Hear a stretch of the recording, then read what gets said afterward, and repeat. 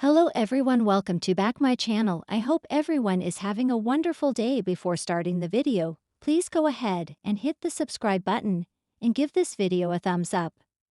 The bold and the beautiful recap for Tuesday, April 29, 2025 is finally here.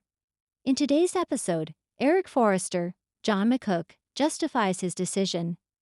Meanwhile, Taylor Hayes, Rebecca Budig, is rattled about Bridg over with Brooke Logan, Catherine Kelly Lang. She's full of optimism. Plus, Katie Logan, Heather Tom, confronts Daphne Rose, Muriel Hilaire, about her potion. Rich Forrester, Thorsten K., is at home, on the phone, agreeing with a caller about Brooke's beauty. Rich recalls Eric's speech and Brooke's showstopper. Taylor interrupts, coming down the stairs. Taylor assumes Ridge's glow was about the fashion show. Wait a minute, do men glow? If a man glows, I'm going to assume he's radioactive and run for my life. Moving on, Ridge doesn't tell Taylor his glow was about Brooke. They share a long embrace. Ridge and Taylor sit on the couch. Steffi Forrester Finnegan, Jacqueline Missinswood, enters wearing giant white sunglasses. Steffi whines about post-fashion show fatigue. Steffi mentions Katie says sales are up. Steffi brings up what people are saying about the showstopper. Taylor is uncomfortable as Steffi raises her eyebrows. Rich tries to change the subject, then says he has to go to the office. Steffi will be there later, she wants time with her mom. Taylor tries to push Steffi to the office. Steffi doesn't budge and stays on topic. Rich and Brooke on the runway. Taylor admits she knows their history, and she's not naive. Steffi thinks that Tridge is endgame. Eric and Katie are at Brooke's house sipping tea. Katie says the buzz is still going. Katie tells Eric well done. They all take turns complimenting and gushing about each other. Eric puts his tea down and says he has to leave. Eric wants to hear what Rich has to say about Brooke after the showstopper. Eric admires and adores Taylor, but he still feels that Brooke is the one for his son. After Eric leaves, Katie is still talking about the runway scheme. Brooke is now hopeful, although she knows Ridge still went home with Taylor. Katie brings up that Steffi and Taylor witnessed the moment. They go back to talking about Ridge and how the moment was magic. Katie thinks Ridge feeling betrayed is behind him. Brooke doesn't think Taylor is going to give up.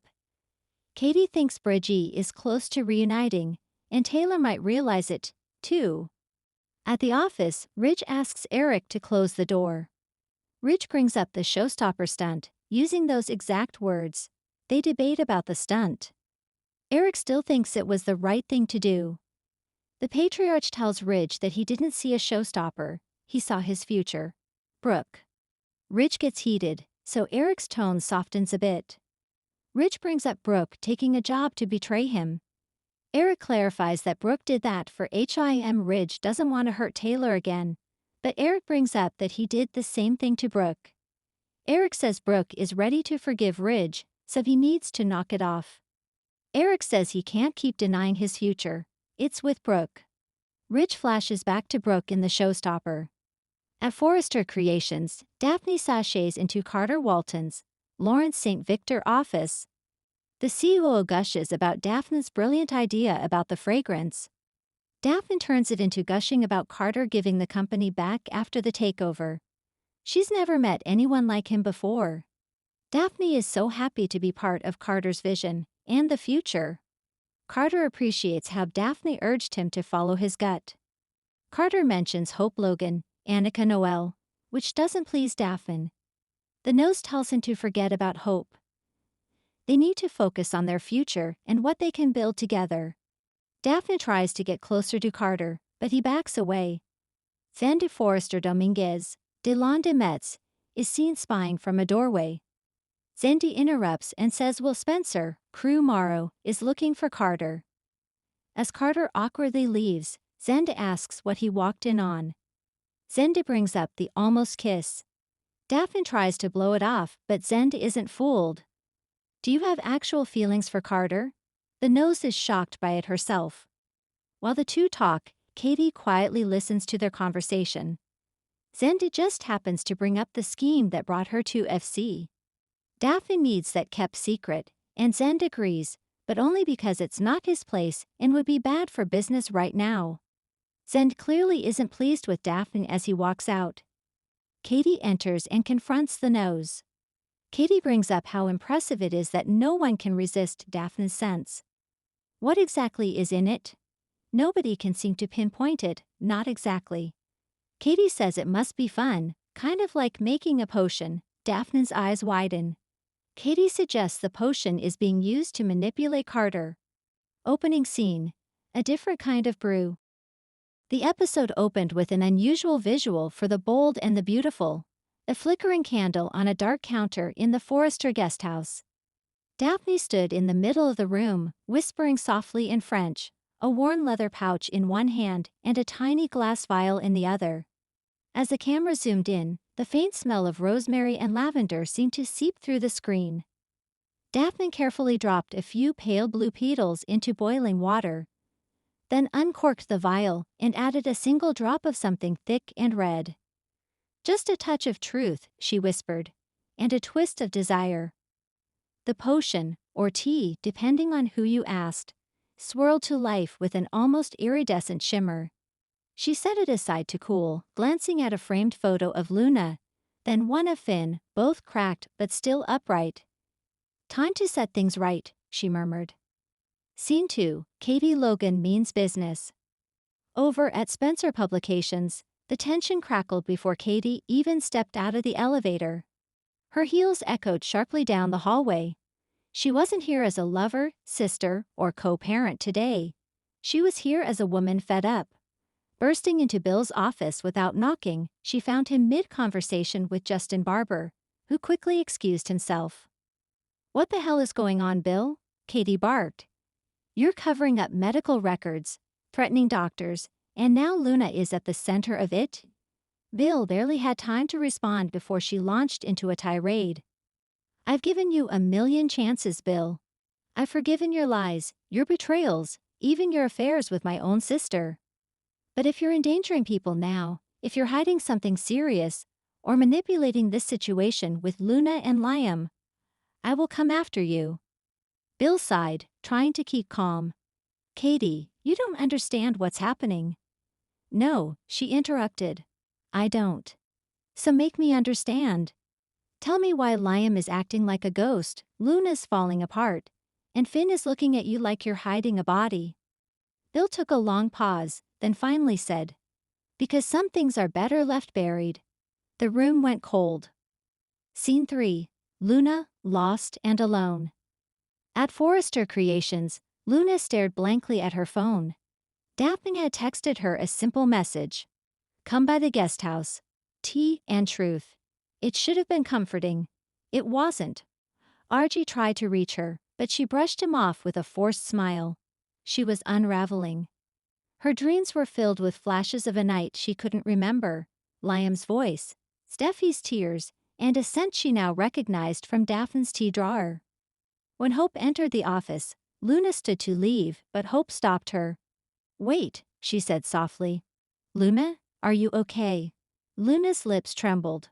"No, not even close." Hope gently took her hand. "Then don't run from me, tell me everything. No judgment." For a moment, Luna considered it. But instead she asked, "What would you do if you found out the person who raised you might have destroyed everything you loved?" Hope paused, realizing this wasn't about RJ, or even Liam. "I think I'd start by drinking the tea." Scene 4, Eric's justification. Back at the Forrester estate, Eric sat on the patio with Ridge and Donna. The sun glinted off his ring as he sipped iced tea, a calm contrast to the storm brewing across LA. Donna was the first to speak. "You need to tell them what you did, Eric. All of it. Before someone else does." Ridge leaned forward. "We're not kids anymore, Dad. We can handle whatever you're hiding." Eric exhaled slowly. "It wasn't supposed to be like this. The truth was supposed to die with me." Donna's face paled. "Eric." He raised a hand. "Let me speak. Years ago, I helped a woman who was down on her luck. She was brilliant, mysterious. She called herself Daphne back then. She had nothing, but I saw something in her, like I saw in Quinn, dangerous beauty, unfiltered vision, and yes, secrets. Ridge's jaw tightened. You knew she was trouble. I knew she had gifts, Ridge, not just design talent. Things she didn't talk about. Potions, remedies, manipulations, and I funded her research quietly because I thought she could help me live longer. I didn't expect her to use it to control people. Donna clutched his arm. Is she using it on Luna or Finn? Eric stared into his glass. I think she already has. Scene 5. Tea Time Truths. Luna arrived at the guest house just before sunset. Daphne greeted her with a soft smile and the aroma of herbal tea. The air felt charged with something ancient, or maybe that was just the guilt in Luna's chest. They sat across from each other. The tea steamed between them. What's in it? Luna asked. Chamomile. Daphne answered. Lavender. Honesty. Luna didn't smile. Daphne stirred her own cup. Drink it, or don't. But I will, because you deserve to know the truth. With a slow, deliberate movement, she sipped her tea. Luna followed. For a moment, nothing happened. Then Daphne began to speak, slowly, deliberately. I made a mistake. I didn't intend to hurt you. But I did. That night, when Liam came to the guest house looking for Steffi, I knew you were in pain. I added something to your tea, just a few drops, enough to calm you. I thought it would help you forget your pain. Luna's heart raced. You drugged me. I soothed you, Daphne whispered. But it wasn't just for your sake. I knew what Liam would think. I knew what Steffi would feel. And I thought, maybe if the storm broke, it would wash away the past. Luna stood up, trembling. You played with my life. Yes, Daphne said, eyes wet. And I would undo it if I could. Scene 6. Katie draws a line. Back at Spencer, Katie wasn't letting up. You knew about Daphne's experiments? She demanded. Bill finally admitted. She offered to help me, after my heart scare. Said she had methods beyond traditional medicine. I didn't know she was using them on anyone else. I swear. Katie folded her arms. You always have a way of bending morality to fit your desires. I was trying to live, Katie. And now what? Let Luna suffer for it. Let Liam carry guilt for something he didn't consent to. Bill looked away. Katie stared him down. I'm going to tell Brooke. And Ridge. Everyone. You can either help me or get buried under it. His silence was his answer. Scene 7. Ridge has questions. Ridge arrived at the guest house as Luna was storming out, tears streaking her face. She didn't stop to speak. Inside, Daphne was putting away the teacups. She turned to Ridge and said, I suppose you're here to blame me too. He stepped forward, voice low and dangerous. I'm here to ask you one question. She raised an eyebrow. Are you done? She didn't answer. Because if you're not, Ridge said, I will make sure you never touch anyone in this family again. Final scene. Liam remembers. As the episode neared its end, Liam stood in his apartment, staring at a framed photo of himself and Steffi. Then, without warning, he clutched his head, a memory surfacing in jagged fragments. Daphne's eyes. The tea, Luna's voice. A door unlocking, hands trembling, he gasped. I didn't want any of it. His voice cracked as he whispered, it wasn't my fault. The frame slipped from his hands and shattered on the floor. Thanks for watching this video, and please subscribe our Boldy and BAU2TFUL UPDAT YouTube channel for more update news.